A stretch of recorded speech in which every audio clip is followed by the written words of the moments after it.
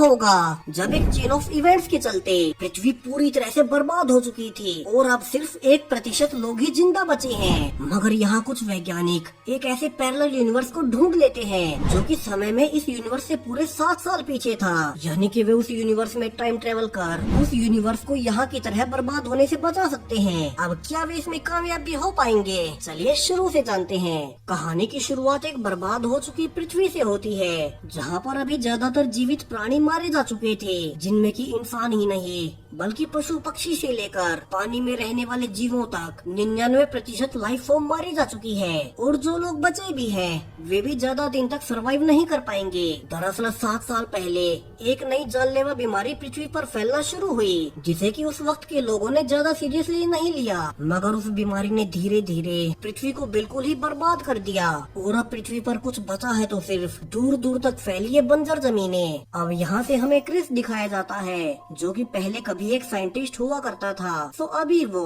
मिट्टी को इकट्ठा कर उसकी जांच कर रहा है कि इसमें फसलें उगाई भी जा सकती है या नहीं। वहीं उसे कुछ ही दूरी पर एक मरा हुआ जानवर भी मिलता है, जिसे कि अपने डिवाइस से चेक करने पर वो पाता है कि ये भी उसी जानलेवा बीमारी से इन्फेक्टेड होकर मारा गया। तो यहाँ से क्रिस अब अपने कैंप में वापस लौट आता है, जहाँ उसकी पत्नी एना उसका इंतजार कर रही थी। दरअसल एना भी अब उसी बीमारी से इन्फेक्टेड हो चुकी है। वहीं दोनों का एक छोटा बेटा 7 साल पहले ही इसी बीमारी में मारा जा चुका था और अब तो एना भी मरने ही वाली थी, जिससे कि परेशान क्रिस अब अपने साथ लाई मिट्टी को एक ट्यूब में डाल उसमें खास किस्म के पौधे उगाने लगता है। जहाँ इतने सालों से रिसर्च करते हुए क्रिस को एक इलाज मिला था, जो कि इस बीमारी को खत्म तो नहीं मगर काफी धीमा कर सकता था। तो उन्हीं पौधों से एक एंटीडोट बनाकर क्रिस अब अपनी वाइफ एना को लगा देता है। अब चूँकि ये एंटीडोट कुछ हद तक किसी बीमारी को धीमा कर देता है, जिस वजह से एना पिछले 7 सालों से बची हुई है। सो क्रिस इसे और ज्यादा मात्रा में बनाने के लिए अगले ही दिन अब एना के साथ दूर इलाकों में निकल पड़ता है, ताकि वहाँ उसे थोड़ी बहुत ही सही मगर कुछ उपजाऊ मिट्टी मिल ही जाए। जहाँ रास्ते में उन्हें आज एक और आदमी मरा हुआ मिलता है। सो क्रिस उसका बैग चेक करने लगता है, ताकि उसमें से उन्हें कुछ खाने या पीने का सामान मिल जाए। मगर उसके पास सिर्फ एक गन ही थी और उसमें भी कोई बुलेट नहीं थी। वहीं वे पा रहे थे कि यह आदमी भी उसी बीमारी से मारा गया है, क्योंकि उसकी गर्दन पर भी वही निशान थे। वहीं अब रात होते होते एना की हालत काफी ही बिगड़ चुकी थी। तो उसे बचाने के लिए क्रिस अब जल्दी जल्दी में उन्हीं पौधों से एक और एंटीडोट बनाने लगता है कि तभी उसे कुछ ही दूरी पर एक टॉर्च जलते हुए नजर आती है। अब इस पोस्ट एपोलिप्टिक दुनिया में हर कोई खाने पीने के लिए एक दूसरे को मार रहा था। तो क्रिस डरते हुए कहने लगता है कि उनके पास तो कोई खाना ही नहीं है, और यहाँ से वो खाली गन दिखाकर उसे वहाँ से जाने को कहता है। मगर अब सरप्राइजिंगली वो दूसरा टॉर्च वाला आदमी खुद ही क्रिस को खाने से भरा एक बैग दे देता है, जिसे क्रिस समझ जाता है कि ये कोई दुश्मन नहीं। वहीं इतने दिनों बाद क्रिस और एना ढंग से खाना खा रहे थे। वहीं वो आदमी खुद का नाम दिमित्री बताता है और कहता है कि उसने क्रिस को पौधों से एंटीडोट बनाते हुए देखा था। तो उसे लगता है कि क्रिस उसकी काफी मदद कर सकता है, क्योंकि ये एंटीडोट वो खुद अभी तक नहीं बना सका।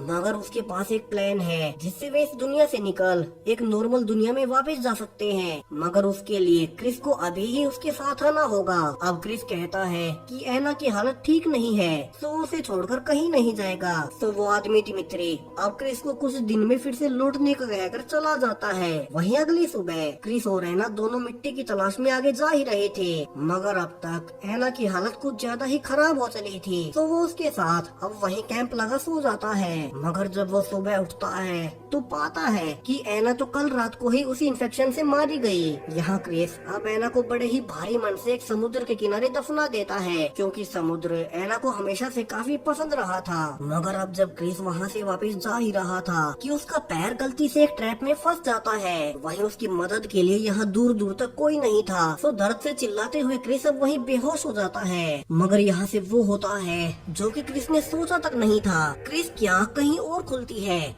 और सरप्राइजिंगली यहाँ काफी सारे पेड़ पौधे थे जो कि अभी की बर्बाद पृथ्वी पर मौजूद नहीं हो सकते और उन्हें तो समाप्त हुए कई साल बीत चुके थे। वहीं क्रिस ये भी पा रहा था कि यहाँ तो काफी सारे लोग जिंदा हैं और एक नॉर्मल लाइफ जी रहे हैं। यहाँ उसे कुछ भी समझ नहीं आता कि ये जगह कौन सी है और वो यहाँ आया कैसे, कहीं ये कोई उसका सपना तो नहीं। और वो भागकर अब एना के ऑफिस में जाता है। मगर यहाँ वो पा रहा था कि अब एना के साथ उसी का एक और पास्ट वर्जन मौजूद है यहाँ हैरान क्रिस जल्दी से वापस भागने लगता है। जिस बीच उसे एक बैगर उसी बीमारी के साथ इन्फेक्टेड हुआ दिखाई देता है। अब क्रिस उससे कुछ भी पूछ पाता उसके पहले ही उसके पैर में दर्द होने लगता है, जो कि ट्रैप में फंसने से उसे चोट लगी थी। और यहाँ से क्रिस की आँख अब फिर से अपनी ही दुनिया में खुलती है, जहाँ वो पा रहा था कि उसे एक बेंच से बांधा गया है। वहीं उसके सिर से कई सारी वायर्स भी लगी हुई थी। वहीं ऐसा करने वाला कोई और नहीं बल्कि वही आदमी दिमित्री था, जिसने कि उस रात उसे वो सब खाना दिया। अब यहाँ से दिमित्री क्रिस को सारी सच्चाई बताने लगता है कि दरअसल वो भी एक वैज्ञानिक है और अब उसने एक ऐसी मशीन बना ली है जिससे कि वे दूसरे पैरेलल यूनिवर्सिटीज में जा सकते हैं। मगर अलग अलग यूनिवर्सिटीज में जाकर उसने पाया कि लगभग सारे यूनिवर्सिटीज उन्हीं की तरह बर्बाद हो चुके हैं और वे भी इसी बीमारी से। और धीरे धीरे ढूंढते हुए उसे फाइनली एक यूनिवर्स मिल ही गया, जो कि समय में उनसे पूरे 7 साल पीछे था, यानी कि वो समय जब ये बीमारी फैलना शुरू ही हुई थी। मगर उसके पास इस बीमारी का कोई एंटीडोट था ही नहीं। और जब उसने क्रिस को देखा तो पाया कि वो दोनों उस यूनिवर्स में जाकर इस बीमारी को वहाँ पहले ही रोक सकते हैं और उसे बचा सकते हैं, क्योंकि 7 साल पहले ये बीमारी फैलने से उसकी बेटी डेजी भी मारी गई थी। अब सब कुछ सुनने के बाद क्रिस समझ चुका था कि इस यूनिवर्स को वो बचा सकता है, क्योंकि उसे ऑलरेडी पता है कि उसका वहाँ का वर्जन क्या गलती करने वाला है। तो वो दिमित्री की बात मान जाता है और दिमित्री यहाँ से उसे फिर से उसी पैरेलल यूनिवर्स में भेज देता है। अब यहाँ से हमें क्रिस का दूसरा पैरेलल वर्जन दिखाया जाता है, जो कि अपनी पत्नी एना और एक बेटे के साथ खुशी खुशी रहता है। वहीं वो इस समय एक यूनिवर्सिटी में पौधों के ऊपर रिसर्च भी कर रहा है ताकि अलग अलग बीमारियों का इलाज ढूंढ सके। वहीं वो अपने हेड मिस्टर व्हाइट से खुश नहीं था, क्योंकि मिस्टर व्हाइट कभी भी उसके एक्सपेरिमेंट्स के लिए उसे ज्यादा फंड्स नहीं देते। और ऐसे ही आज शाम जब क्रिस अपने घर पर काम कर रहा था कि उसके पास एक अनजान नंबर से कॉल आता है, जिसमें कि उसे बताया जाता है कि उन्हें पता है क्रिस की यूनिवर्सिटी उसके काम के महत्व को समझ नहीं पा रही, तो वे सब उससे उसके रिसर्च के सिलसिले में मिलना चाहते हैं। अब यहाँ से क्रिस एक बार में जिम नाम के एक आदमी से मिलता है, जो कि एक बड़ी फार्मास्यूटिकल कंपनी ट्रायल के लिए काम करता था। और वो अब क्रिस को ऑफर करता है कि वो अपनी यूनिवर्सिटी के जॉब छोड़ उनकी कंपनी में काम करे और वे उसे काफी ज्यादा सैलरी और एक अच्छी लैब देंगे। अब क्रिस को थोड़ा अजीब तो लगता है, तो वो उसे अब सोचकर बताने के लिए कहता है और उसका कार्ड लेकर चला जाता है। जहाँ वो घर जाते हुए सोचे जा रहा था कि उसे आगे क्या करना चाहिए और क्या उसे इस बड़ी कंपनी के लिए काम करना भी चाहिए। वहीं अब वहाँ उस दूसरे यूनिवर्स से क्रिस 1 आता है, जो कि यहाँ के प्रेजेंट क्रिस से 7 साल बड़ा था। और यहाँ से क्रिस को पहले से पता था कि उसका ये वर्जन अब क्या करने वाला है। दरअसल क्रिस ने अपने यूनिवर्स में उस कंपनी का ऑफर मान लिया था, जिसके बाद उसने अपनी सारी ही रिसर्च उस कंपनी को दे दी। मगर उस कंपनी ने ज्यादा से ज्यादा पैसे कमाने के लालच में उस बीमारी को बढ़ने दिया और समय के साथ वो बीमारी इतनी ज्यादा म्यूटेट हो गई कि फिर क्रिस का एंटीडोट भी काम का नहीं रहा।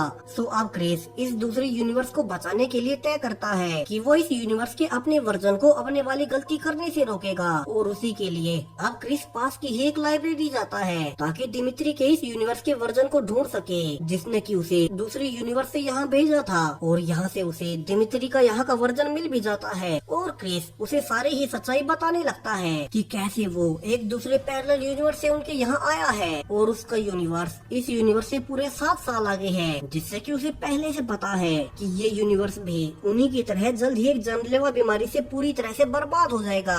अब शुरू में दिमित्री को लगता है कि ये कोई पागल है, मगर क्रिस उसे यकीन दिलाने के लिए उसे उसकी बेटी डेजी के बारे में बताता है और कहता है कि तुम्हारे दूसरे वर्जन ने मुझे डेजी को बचाने के लिए ही भेजा है और अब तक तो उसे ऑलरेडी वो बीमारी हो चुकी है, मगर ये बीमारी अभी शुरुआती दौर में है। तो क्रिस का एंटीडोट अभी डेजी और बाकी सबको ठीक कर सकता है और वे दोनों मिलकर इस यूनिवर्स को बर्बाद होने से बचा सकते हैं। अब दिमित्री पूछता है कि फिर मेरा वो वर्जन यहाँ क्यों नहीं आया और उसने तुम्हें क्यों भेजा, जिस पर क्रिस कहता है क्योंकि उसी ने ये एंटीडोट बनाया था और एक क्रिस ही है जिसका एंटीडोट पृथ्वी को बचा सकता है। और यहाँ से क्रिस अब इस बीमारी के सिम्टम्स बताने लगता है कि कैसे इससे पीड़ित व्यक्ति की गर्दन पर निशान बन जाते हैं। अब दिमित्री उसे पागल कहकर वहाँ से निकल जाता है। मगर अब जब वो घर जा ही रहा था तो वो न्यूज में सुनने लगता है कि कैसे दुनिया भर में एक नई बीमारी फैल रही है और लोग उससे मारे जा रहे हैं। और यहाँ उस बीमारी के सिम्टम्स को सुन अब उसे एहसास होता है कि क्रिस सही था, तो वो उसके पास वापस जाने लगता है। वहीं दूसरी ओर यहाँ का क्रिस अब लैब में पाता है कि उसकी सालों की मेहनत काम कर गई और वो अब ऐसे पौधे उगा सकते हैं जो कि विभिन्न बीमारियों को ठीक कर पाए। तो खुशी खुशी क्रिस अब अपने हेड मिस्टर व्हाइट को सब कुछ बताता है। मगर अब मिस्टर व्हाइट कहता है कि इस रिसर्च का क्रेडिट सिर्फ क्रिस को नहीं बल्कि उसे भी मिलेगा, क्योंकि वो तो उसका हेड था। अब क्रिस ये सुनकर काफी ही गुस्से में था, क्योंकि उसी अकेले ने सालों से इस प्रोजेक्ट पर मेहनत की थी। वहीं व्हाइट तो उसे ये रिसर्च रोकने को भी कह रहा था। लेकिन अब मिस्टर व्हाइट क्रिस की पूरी ही रिसर्च को यूनिवर्सिटी लैब में जब्त कर लेता है ताकि वो उसे कहीं बाहर पब्लिश ना कर पाए। अब इन सबसे गुस्से में क्रिस जिम को फोन कर मिलने बुलाता है और कहता है कि अब वो उनकी फार्मा कंपनी के साथ काम करने को तैयार है। मगर जिम कहता है कि इसके लिए क्रिस को यूनिवर्सिटी से अपनी की गई लेटेस्ट रिसर्च के पेपर्स लाने होंगे। अब क्रिस कहता है कि उन्हें वही पेपर्स क्यों चाहिए। मगर जिम के अनुसार उन्हें पता चला है कि उसकी पौधों पर की गई वो रिसर्च काफी काम की है। वही वो रिसर्च है तो क्रिस की ही। तो इसीलिए क्रिस को इसे लैब से चुराने में कोई दिक्कत नहीं होनी चाहिए, क्योंकि अगर वो रिसर्च पेपर्स यूनिवर्सिटी के ही पास रहती है तो वे उसे पेटेंट करवा सकते हैं। वहीं चूंकि क्रिस के पास लैब में घुसने के आईडी और पासवर्ड्स हैं, तो कोई उस पर शक भी नहीं करेगा। तो यहाँ से क्रिस अब जिम की बात मान जाता है और रात को जब एना सो चुकी थी, क्रिस छुपकर यूनिवर्सिटी लैब के लिए निकल जाता है। वहीं दूसरी ओर फ्यूचर क्रिस और दिमित्री भी लैब आ चुके थे, क्योंकि क्रिस को पहले से पता था कि उसका यहाँ का वर्जन आज की ही रात रिसर्च पेपर चुराने आ रहा है। जहाँ क्रिस दिमित्री को सब समझाता है कि कैसे यहाँ का उसका वर्जन आज की रात ये रिसर्च पेपर्स एक प्राइवेट फार्मा कंपनी को दे देगा, जो कि इस एंटीडोट को अपने पास छुपा कर रखेगी ताकि बीमारी बढ़ते रहे और वे इसे बाद में महंगे में बेच सके। मगर बाद में बहुत देर हो जाएगी और ये बीमारी म्यूटेट होने से उसका एंटीडोट काम ही नहीं करेगा। यहाँ क्रिस अब वादे के अनुसार दिमित्री की बेटी डेजी के लिए एंटीडोट बना देता है। वहीं वो अपने यहाँ के वर्जन के लिए एक पेपर टॉय छोड़ देता है, जिस पर की एक वार्निंग लिखी हुई थी कि वो उस फार्मा कंपनी को अपने रिसर्च पेपर्स न दे। मगर अब इसी बीच उसके पैर में लगी चोट फिर से दुखने लगती है और दिमित्री उसे संभालने लगता है। वहीं इस यूनिवर्स का क्रिस भी लैब में अपने रिसर्च पेपर्स चुराने आ चुका था। तो फ्यूचर क्रिस और दिमित्री वहां छुप जाते हैं। वहीं क्रिस को उसके फ्यूचर वर्जन की वार्निंग नोट भी मिल जाती है और क्रिस को एहसास होता है कि कहीं वो कुछ गलत तो नहीं कर रहा। कि तभी दिमित्री कहता है कि वो सफाई कर्मचारी है। तो क्रिस इतनी रात को यहाँ लैब में क्या करने आया है, जिसके बाद अब क्रिस को वहाँ से बिना पेपर्स को लिए जाना पड़ता है। वही यूनिवर्सिटी में दर्द के कारण बेहोश होने के बाद फ्यूचर क्रिस की आंख दिमित्री के घर पर खुलती है, जहां उसके सामने दिमित्री की बेटी डेजी खड़ी थी। वहीं तभी वहां दिमित्री आता है और बताता है कि तुम वहां बेहोश हो गए थे तो मैं तुम्हें यहाँ ले आया। मगर तुम्हारे पैर की जांच करने पर मैंने पाया है कि इसमें एक ट्रैकर लगा हुआ था और ये तो पक्का है कि इसे क्रिस के यूनिवर्स के दिमित्री ने ही उस पर लगाया होगा ताकि वो उसे कहीं भी ट्रैक कर सके। जिसे कि सुनने के बाद अब दोनों ही काफी हैरान थे कि वो दिमित्री ऐसा करेगा ही क्यों और कहीं इसके पीछे उसका कोई दूसरा प्लान तो नहीं। अब दोनों ये सोच ही रहे थे कि वे पाते हैं कि डेजी को भी वही बीमारी हो चुकी है। तो क्रिस अब लैब से लाया हुआ एंटीडोट डेजी की गर्दन पर लगा देता है और दिमित्री से कहता है कि अब डेजी के लिए उन्हें चिंता करने की जरूरत नहीं है। और यहाँ से दोनों अब डेजी को स्कूल छोड़ने चले जाते हैं, जहाँ रास्ते में वे बात करते हैं कि कैसे क्रिस ने डेजी की बीमारी को ठीक कर इस यूनिवर्स की एक इवेंट को ही बदल दिया है। तो इससे रियलिटी पर क्या फर्क पड़ेगा। वहीं क्रिस कहता है कि वो अपने इस यूनिवर्स की एना और बेटे को देखकर काफी ही खुश है। मगर दिमित्री उसे याद दिलाता है कि यहाँ की एना उसकी पत्नी नहीं है, क्योंकि ये तो उसका यूनिवर्स है ही नहीं। मगर फिर भी क्रिस अब दिमित्री के साथ मिलकर इस यूनिवर्स को बचाने की कोशिश करेगा। मगर अब जब वे फिर से घर आते हैं तो पाते हैं कि दिमित्री के घर की खिड़की टूटी हुई थी, वहीं उसकी सेफ भी खुली हुई थी। यहाँ से दिमित्री समझ जाता है कि कुछ तो गड़बड़ है और वो पलटकर देख पाता है कि वहाँ ऑलरेडी उसका पैरेलल वर्जन आया हुआ है, जो कि अब क्रिस के सामने ही अपने यहाँ के वर्जन को जान से मार डालता है। और यहाँ से कहानी का सबसे बड़ा ट्विस्ट आता है, जहाँ दिमित्री बताता है कि उसका हमेशा से यही प्लान था कि वे इस यूनिवर्स को उस बीमारी से बचाकर अपने यहाँ के वर्जन को जान से मार दें, ताकि फिर वे उनकी जगह लेकर यहीं रह जाए, क्योंकि उनका अपना यूनिवर्स तो कब का तबाह हो चुका है, तो वहाँ जाने के लिए कुछ बचा ही नहीं है। वहीं चूंकि वे दोनों मिलकर इस यूनिवर्स को ही बचा रहे हैं, तो उनका इतना तो हक बनता है कि वे अपने यहाँ के वर्जन को मारकर उसकी जगह लेकर खुशी खुशी रहें। दरअसल दिमित्री ने क्रिस को ये सब शुरू में नहीं बताया, क्योंकि उसे पता था कि क्रिस इसके लिए कभी नहीं मानेगा, और इसीलिए उसने उसके पैर में वो ट्रैकर लगाया, जहाँ से जब क्रिस ने डेजी को एंटीडोट दे ही दिया, तो अब दिमित्री अपने यहाँ के वर्जन को मारकर डेजी के साथ आराम से रह सकता है। वहीं क्रिस ये सब सुनकर शोक में था, मगर दिमित्री कहता है कि उन्हें जल्दी से उसके यहाँ के वर्जन की बॉडी को दफनाना होगा, ताकि किसी को उन पर शक न हो। जहाँ उसे दफनाने के बाद अब दिमित्री क्रिस को कुछ पैसे और गन देते हुए कहता है कि उसे भी अपने यहाँ के वर्जन को मारकर उसी जैसा बनकर उसकी जगह ले लेनी चाहिए। आखिर वे इस यूनिवर्स को बचा रहे हैं, तो इतनी खुशी तो वे भी डिजर्व करते ही हैं। वहीं यहाँ का क्रिस अपने बेबी के साथ काफी ही खुश था। जहाँ उसके पास वहीं फार्मा कंपनी से जिम आता है और पूछता है कि क्या उसने अपने वे रिसर्च पेपर्स चुरा लिए हैं। मगर अब टॉय से मिली वार्निंग के बाद क्रिस उससे कहता है कि वो उनके साथ काम नहीं कर सकता और वे उसे खरीद नहीं सकते, और ये कहकर अब वो वहाँ से चला जाता है। जहाँ से जिम अब वहाँ से किसी और को फोन करने लगता है। वहीं फ्यूचर क्रिस ने भी अपने बाल काटकर अपना हुलिया इस यूनिवर्स के क्रिस जैसा बना लिया था, और अब वो इस यूनिवर्स की एना के पास यहाँ का क्रिस बनकर चला जाता है। जहाँ उसे पता था कि एना इसी वक्त में बीमार पड़ी थी, तो वो उसे एंटीडोट देने के लिए अपने साथ लैब में ले जाने लगता है। मगर उसे ऐसे अजीब तरह से बिहेव करते देख अब एना को शक होता है कि क्रिस को अचानक से क्या हो गया। मगर क्रिस अब उसे भरोसा दिलाता है कि वो तो उससे बहुत प्यार करता है, तो वो उस पर भरोसा कर उसके साथ चले, और एना अब उसकी बात मान जाती है और उसके साथ लैब में चली जाती है। वहीं घर पर इस यूनिवर्स का क्रिस एना का इंतजार कर रहा था कि वो अभी तक कहाँ रह गई, और उसके बेबी के सोते ही अब उसे वही टॉय दिखाई देता है, और वो सोचने लगता है कि इस पर वार्निंग लिखी किसने, और क्या पता उसे लैब में और कुछ भी मिल जाए। तो वो भी अब लैब के लिए ही निकल पड़ता है। वही लैब में अब तक फ्यूचर क्रिस ने एंटीडोट बना एना को भी वही एंटीडोट दे दिया था, यानी कि अब यहाँ की एना भी सेफ है। मगर तभी वहाँ क्रिस का हेड मिस्टर व्हाइट आता है और कहता है कि वे दोनों इतनी रात को यहाँ क्या कर रहे हैं, और यहाँ से वो अब क्रिस के एंटीडोट को देखने लगता है। मगर क्रिस अब उस पर ही गन पॉइंट कर देता है, मगर वो पा रहा था कि वह मिस्टर व्हाइट अकेला नहीं बल्कि जिम के साथ आया हुआ है, और जिम यहाँ से कहता है कि उन्होंने क्रिस के मना करने के बाद मिस्टर व्हाइट को ही पैसे देकर खरीद लिया, जिससे कि वे लैब से रिसर्च पेपर्स को चुरा सके।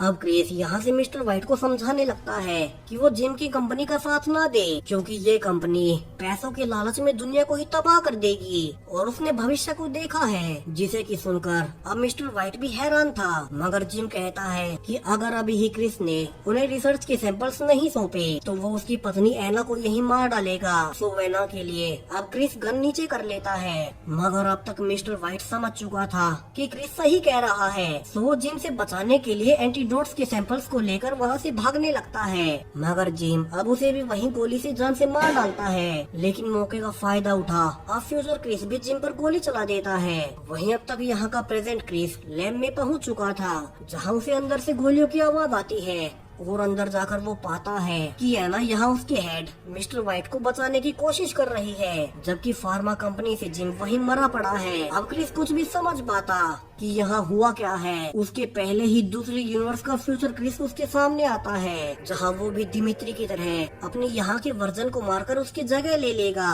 क्योंकि उसने इस यूनिवर्स को तो वैसे ही बचा लिया था। मगर अब पीछे से एना आकर फ्यूचर क्रिस के पेट में कैंची घुसा देती है, जहाँ से फ्यूचर क्रिस अब घायल पड़ा था और प्रेजेंट क्रिस के हाथ में गन थी। मगर प्रेजेंट क्रिस अब उसे गोली नहीं मारता, और फ्यूचर क्रिस उसे सारी सच्चाई बताने लगता है कि कैसे वो दूसरे पैरेलल यूनिवर्स से है, जहाँ पर सब कुछ उस जानलेवा बीमारी से बर्बाद हो गया, और उसकी वहाँ की एना भी आखिरकार मार ही गई। मगर यहाँ उसने अब सब कुछ ठीक कर दिया है, और एना को भी अब यहाँ कुछ नहीं होगा। सो उसे बस दिमित्री से मिलकर इस एंटीडोट को अभी से ही सभी पीड़ितों तक पहुँचाना होगा, ताकि ये बीमारी यहीं खत्म हो जाए। जहाँ से फ्यूचर मिस्टर क्रिस अब एना और अपने यहाँ के वर्जन को हमेशा के लिए बाय बोलकर चला आता है, जहाँ वो अपनी एना की याद में समुद्र किनारे अपने आखिरी पल बिताना चाहता था। वो बेशक अपने यूनिवर्स को ना बचा पाया हो, मगर उसने इस यूनिवर्स को तो बचा ही लिया, जिसमें उसका यहाँ का वर्जन अपने परिवार के साथ काफी ही खुश रहेगा। और इसी के साथ ये कहानी अब यहीं खत्म हो जाती है। तो आपको वीडियो कैसी लगी कमेंट्स में जरूर से बताएं और चैनल को सब्सक्राइब करें और भी ऐसे ही वीडियोस के लिए। Thank you.